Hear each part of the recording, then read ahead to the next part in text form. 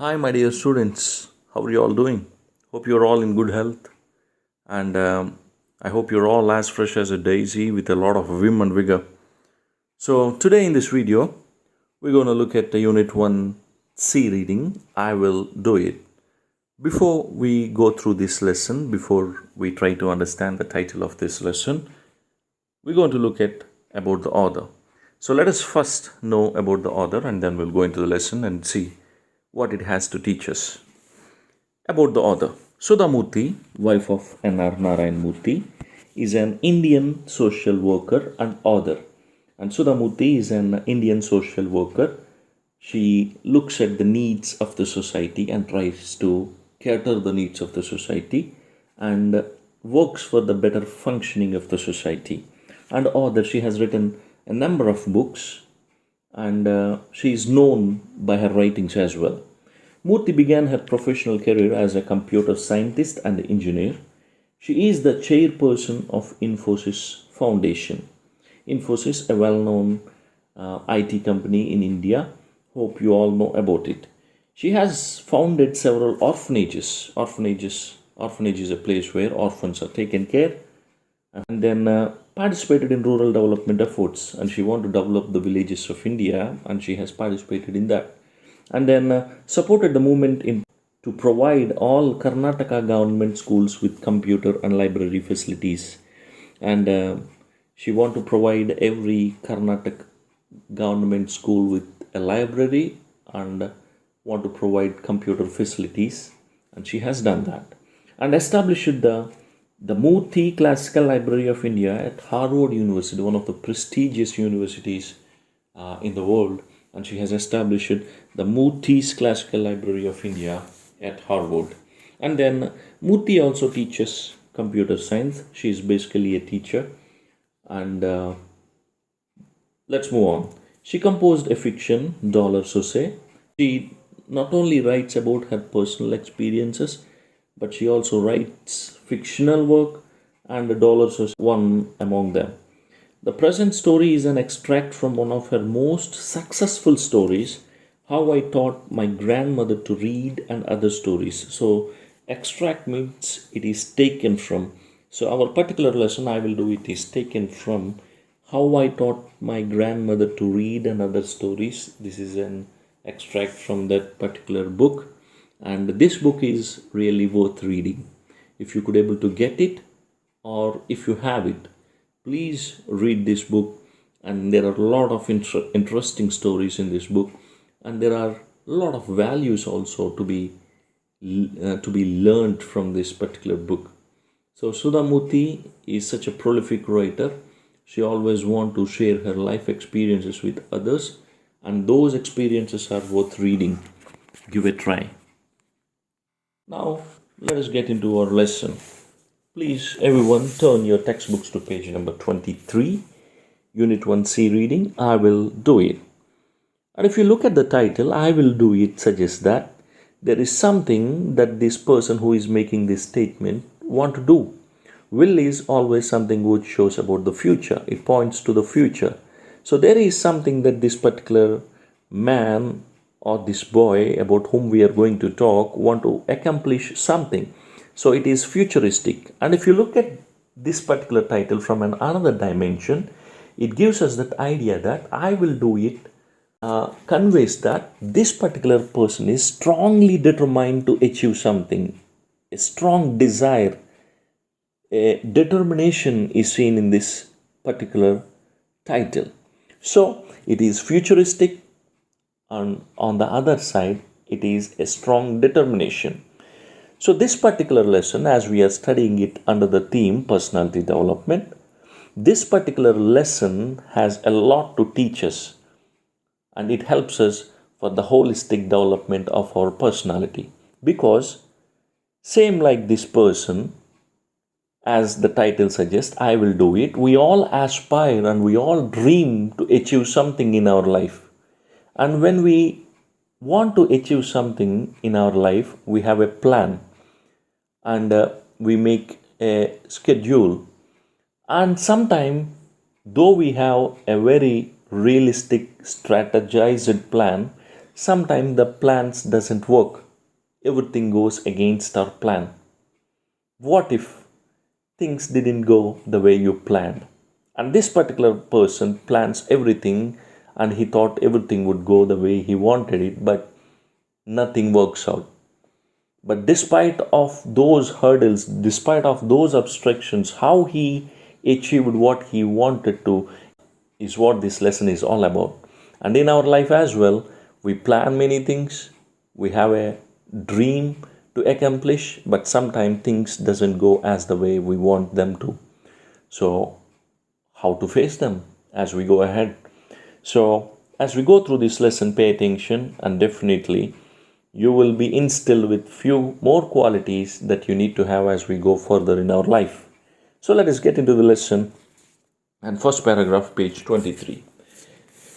In the first paragraph, they are giving the physical description and also about his intellectual ability of this particular boy whom we are going to look at. And this particular person's name wouldn't be revealed till the end of this lesson. But if you could able to identify him through the photo which we have on page 23, you're welcome to do that. But if you want to know the name of this person, wait till the end of the story if you don't. So let us start. In the first paragraph, the physical and his intellectual description. He was short. Physically, he's a short boy. He was sharp. He's a very sharp boy. Sharp means it's an adjective used to the person who is quick to notice something, able to grasp quickly. So person who is able to notice something and grasp quickly, we call this particular person a sharp. So he was sharp. He was the brightest boy in his class. And brightest means it's not in terms of radiance, but brightest means, bright means it's also an adjective which is used to describe clever, intelligent, sharp, brilliant. So sharp and brilliant are kind of synonyms we can use interchangeably. And then about his intellectual ability, as we are discussing, and they're adding furthermore to show us how sharp and how bright he is. His seniors used to ask him to solve their difficulties in science. So as they have made few statements telling that he is sharp or that he was bright, so in order to prove that, they are telling us his seniors used to ask him to solve difficulties in science. So that proves that he is sharp, that he is a bright boy. He could have gone unnoticed in a crowd. So if he sits in a crowd, he doesn't have any distinguishable looks. He's just an ordinary boy. He goes unnoticed. But how to notice this person? But once you asked him a question related to physics or maths, there was a spark in his eyes. So once a question comes about the physics or maths, we can see the spark, we can see the enthusiasm, we can see the curiosity in him to answer these questions. He could grasp theories of science faster than the speed of light. In order to show his sharpness, they are comparing him with the fast of light. So they're saying he could grasp. Grasp means understand something completely. So he could be able to understand the theories of science completely, even much faster than the light. So that's why the description tells us that he is sharp and bright. Let's move on to the next paragraph. He came from a poor but educated family. So they're giving us his family background. He comes from a very poor family, but they're all educated. His father was a high school teacher and an avid reader of English literature. So his father was an ordinary school teacher, and then he's an avid reader of English literature. Avid means doing something as much as possible, or he's keen in reading English literature. And I hope you know the meaning of literature. Literature means written works like novels, plays, poems, technical works, newspapers and magazines. And English literature means which are written in English, and he's very much interested in reading them. He, like all the boys in his class, was trying to get admission into some engineering college. So like every other boy in his class, all their dream was to get an admission in an engineering college. But he is a bright and sharp boy. Let us see, will he dream as like every other boy in the class? Next line. The brighter ones wanted to study in the Indian Institute of Technology or the IITs. So the brighter ones would always dream to join in IITs, as most of you also dream. It was his dream. And then page 24, first line over there in the first paragraph. There was an entrance test for IIT as we have it today. Even then, there was an IIT entrance test. And then this boy, along with his friends, applied to appear for the test. So he applied for the test, and maybe he's getting ready to face the test. They did not have any special books or coaching. So these boys doesn't have any facility of reading any extra materials or to take any coaching classes as we have today. They don't have any of such. All these IIT aspirants, so all these students who are aspiring to get into an IIT college, what they would do is, aspirants means someone who hopes to get a position of importance or honor. So all these IIT aspirants would sit below the shade of a stone mandap. Mandap means a raised platform. They would all sit under the shade of a tree on this stone mandap close to Chamandi Hills in the sleepy town of Mysore. Sleepy means quiet and peaceful. Sleepy means it's not that they all feel sleepy in this town, but sleepy means quiet and peaceful town. So in this town of Mysore, this is how they used to prepare for that IIT entrance test. He was the guide for the others. As we have earlier seen, he is sharp and bright. So he used to guide other students in terms of science and maths. While the others struggled to solve the problems in the question paper, he would smile shyly and solve them in no time. Maybe they used to get all the previous year papers and tries to solve them, and others used to struggle a lot in order to solve them. But as soon as they approach him, he just shyly solved the problems in no time. And then he sat alone below a tree and dreamt of studying at IIT. So studying in IIT is a dream to him. It is his goal to be there, to be part of it. It was the ultimate aim for any bright boy at that age, as it still is today. So even today, the bright students hope to study in a best IIT college. So it was same then, and then it was the ultimate aim. Ultimate means, take note of it, main and most important, or vital, or final. So it was his final vital goal, and the goal was just to get admission in IIT Engineering College. He was then only 16 years old. So he was a 16-year-old boy dreaming to join in an IIT college. And then the D-Day came. The D-Day means a day on which something important is expected to happen. But this particular term comes from a military background. It was first used in Second World War, and we can see in our glossary in the description from the name given to June 6, 1944, the day on which the US, British and other armies landed on the beaches of northern France in the Second World War. That particular day was called as D-Day, and it was so important. So whatever important that's going to take place, we expect to happen, we can call it as a D-Day. Maybe you're expecting something to take place next week, and it is very important in your life. You may call it as a D-Day. So over here, the D-Day for him is IIT entrance test. So the D-Day came, and then what happened? He came to Bangalore from Mysore. He came to Bangalore in order to give the test. Stayed with some relatives and appeared for the entrance test. So he stayed with his relatives, and he gave the entrance test. And let's see how he did in it. He did very well, but would only say okay when asked. So he has done very well, but when someone asks him, he just says okay. And then it was the opposite when it came to food. But his words are quite opposite when it came to food. So what would he say? When he said okay, it implied bad. So when the food is bad, he says okay. When he said good, it implied okay. So when the food is just okay, just an average one. He says good. When he said excellent, it implied good. If the food is good, but he says excellent. His principle was never to hurt anyone. And why he use words carefully like this? It's because he doesn't want to hurt anyone. It is not to manipulate, but he knows that words hurt people, so he don't want to hurt anyone. So he uses his words very carefully. And then now as he gave his test, now it is result time. Next paragraph. The IIT entrance results came. He had passed with a high rank. What a delight for any student. He was thrilled.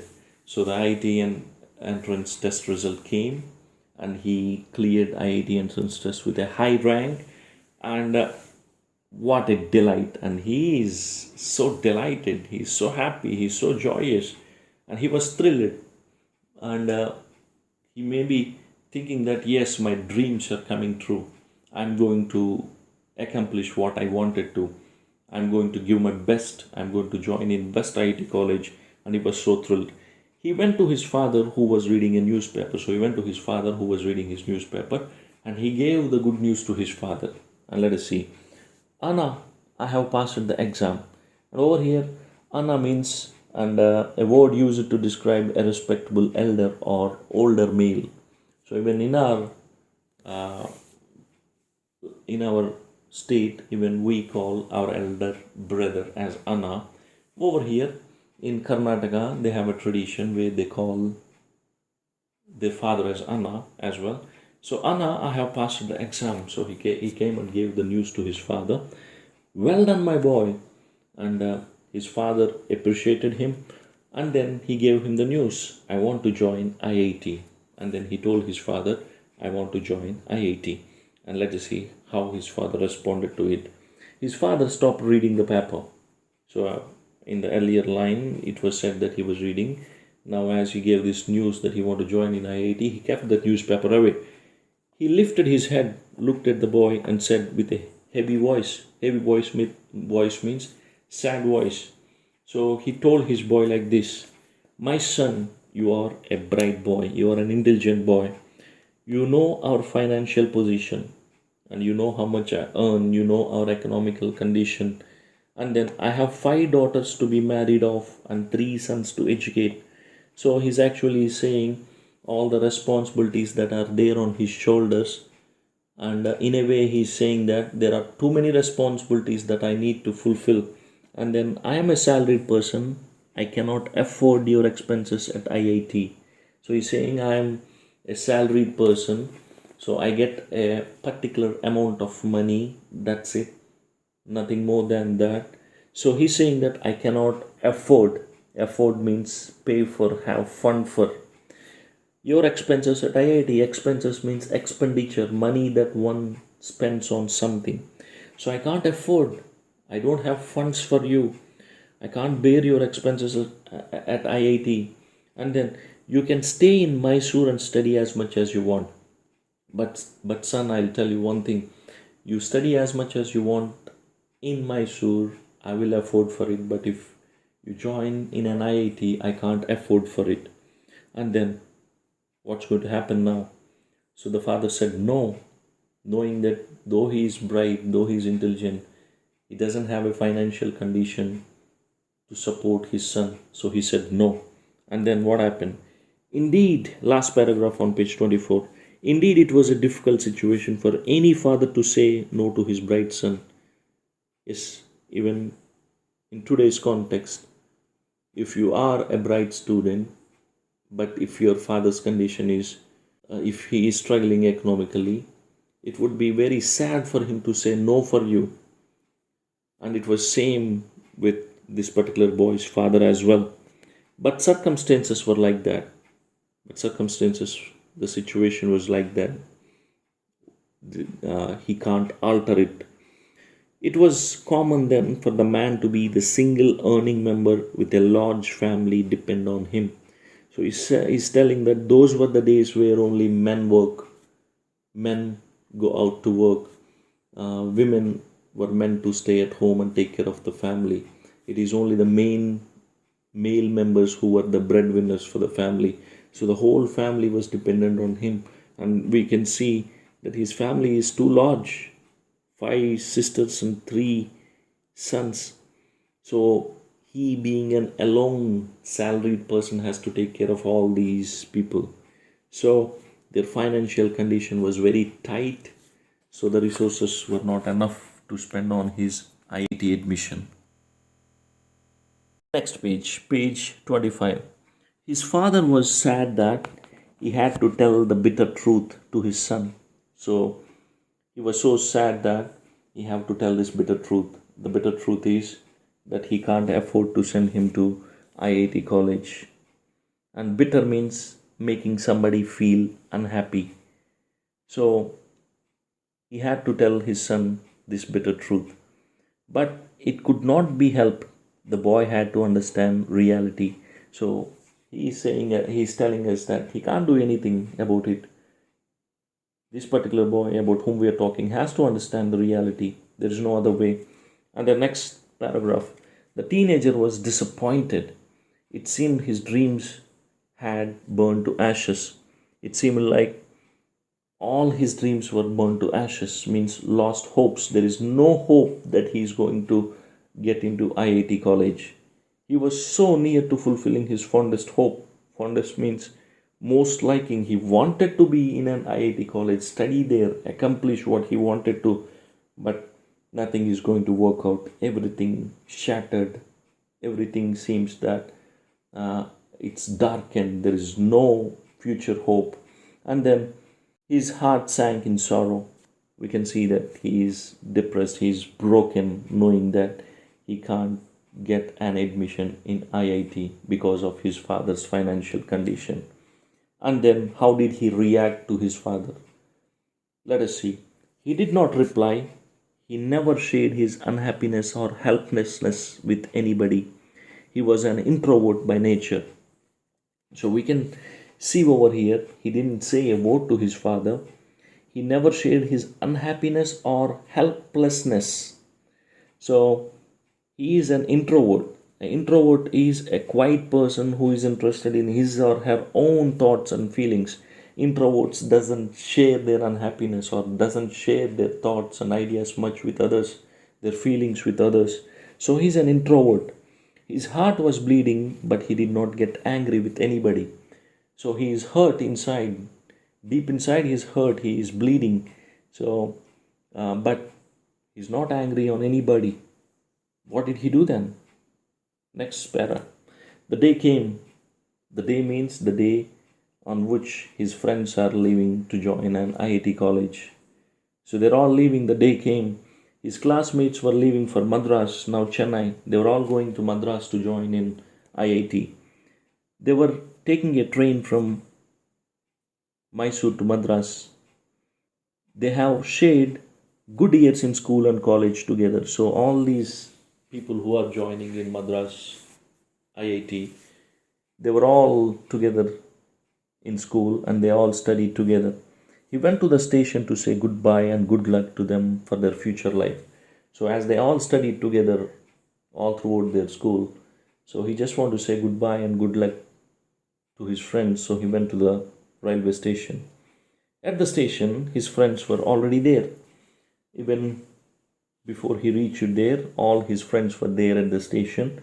They were excited and talking loudly. The noise was like the chirping of birds. There's a simile used to tell us how they were talking. They were talking as if, as the noise of the chirping of birds. They were all excited and discussing their new hostels, new courses, etc. So they're all excited and they're going to join in a new college. They're going to be in a hostel and about their new course and what they're going to learn, how they're going to learn, how it's going to be. And they're so excited and they're discussing loudly about it. He was not part of it.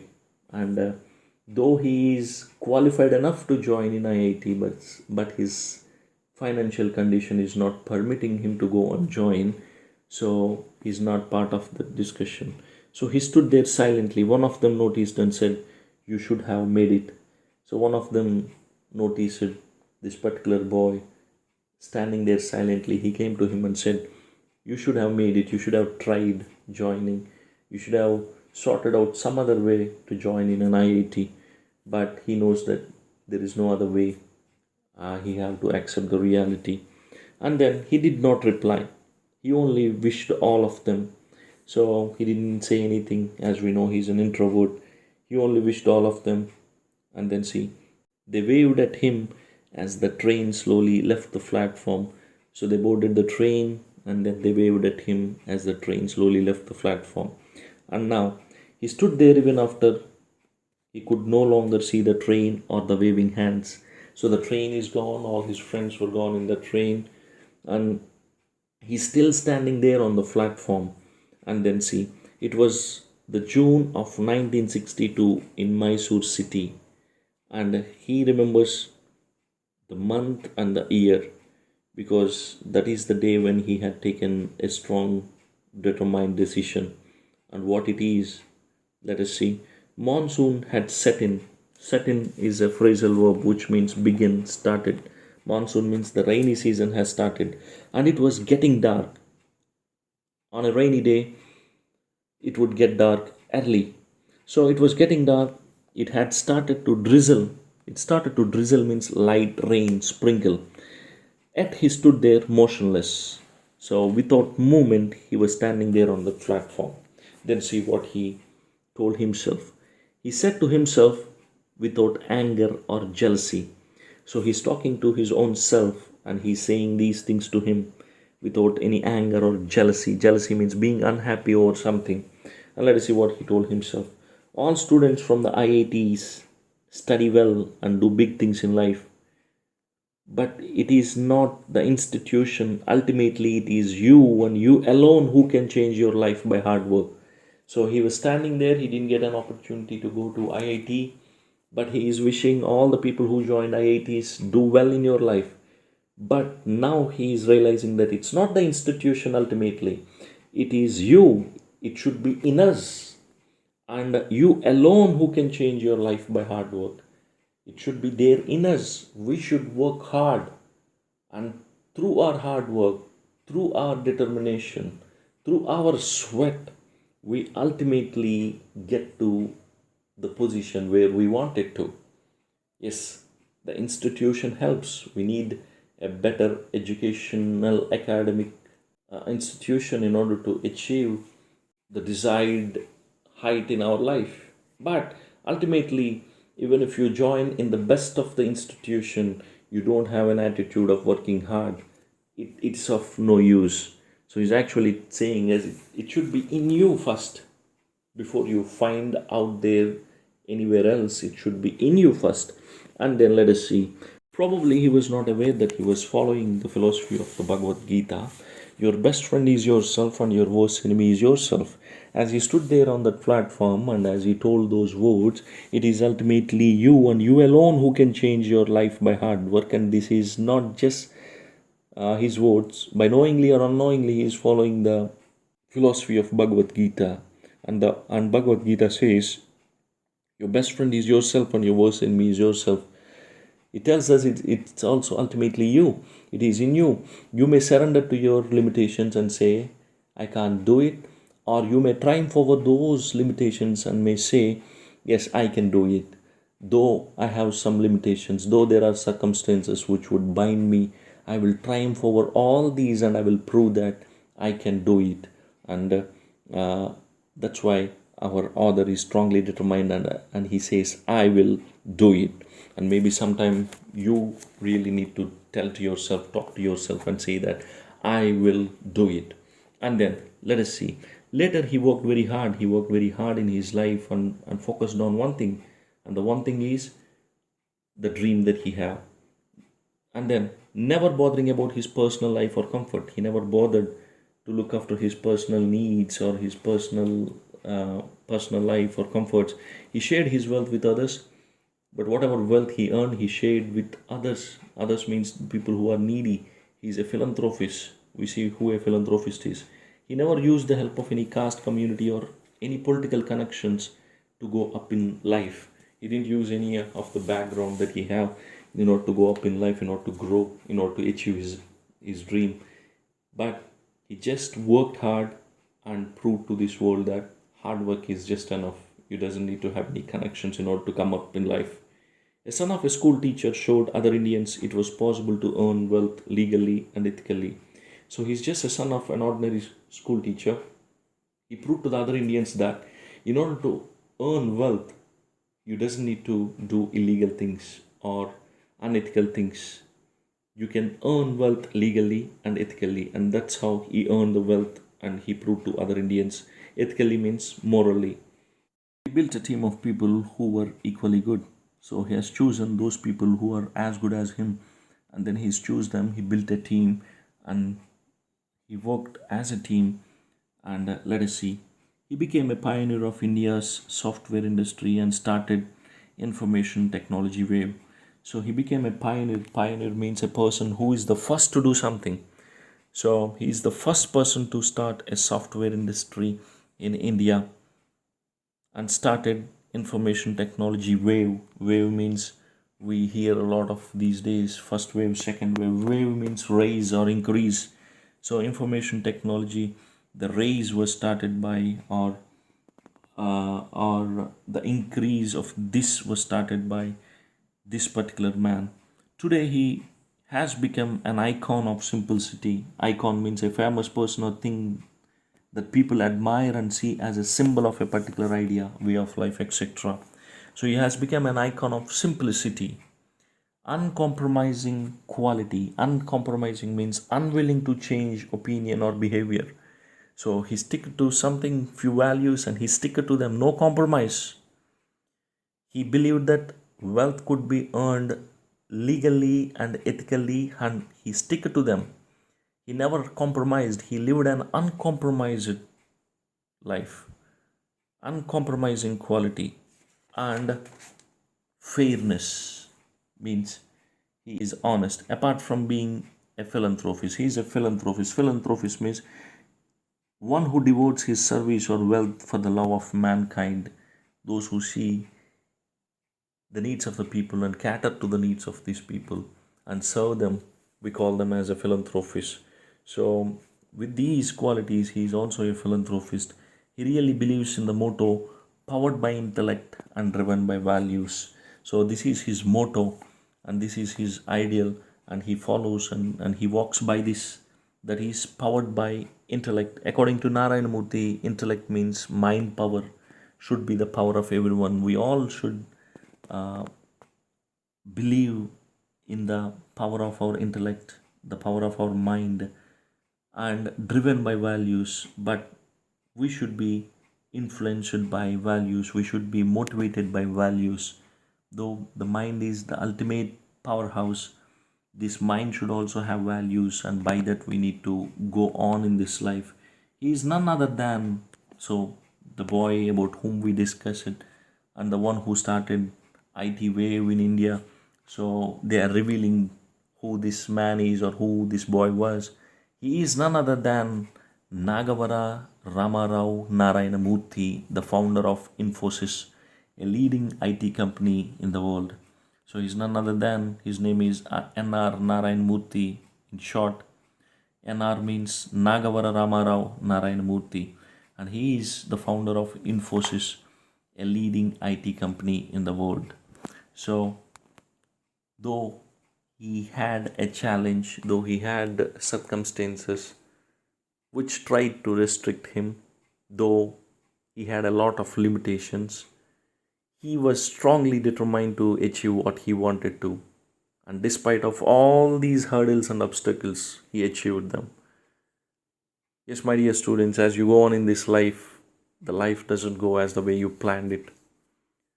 Maybe sometime you may seem that all your plans are burnt down, all your dreams have burnt into ashes. But remember that it is ultimately it is in you, your determination, your hard work, your resilience, your perseverance, all this, when all these come together, and when you have all these qualities in you, nothing could stop you. Your circumstances can't limit you, your limitations can't limit you, your economical background can't limit you. Triumph over all this and reach that goal that which you want to. Now, let us turn our textbooks to page 13 and let us look at writing skills. Writing a biographical sketch. So, let us learn now how to write a biographical sketch. And what is a biographical sketch? Let us look at the textbook. A biographical sketch is an account of the life and activities of an individual. It includes information about the person's name, place of residence, education, occupation, life and activities, and other important details. It is written by another person. If a person writes an account of his or her own life, it is called an autobiography. So over here on page 13, we have given below in the table is the biographical information about Stephen Hawking. Based on this information, write a biographical sketch. So they have given us the enough hints or enough details about the person. We have to write a biographical sketch. And our information which is on the textbook is not just enough to write a biographical sketch if you're writing it for the first time. Let us look at the necessary aspects to write a biographical sketch.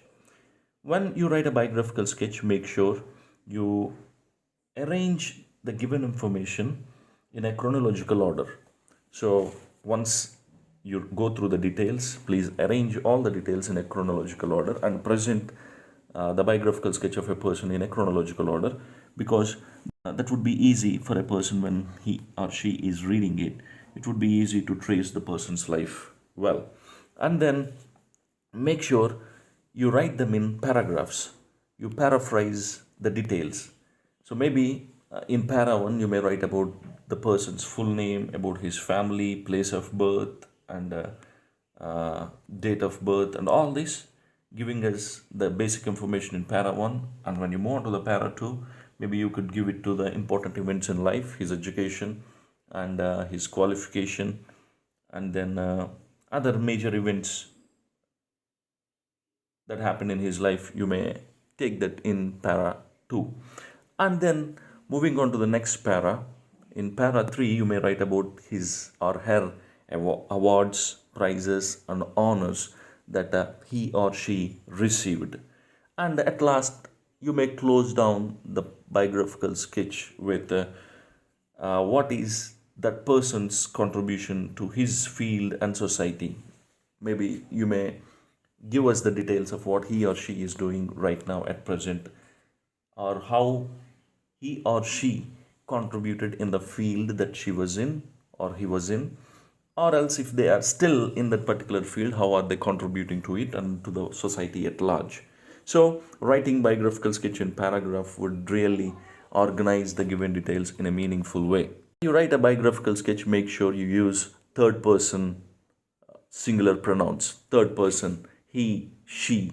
Make sure you use these pronouns. And the tense of the biographical sketch is, when you write a biographical sketch, if the person is deceased, means if the person is not alive, you may use past tense as you write his biographical sketch.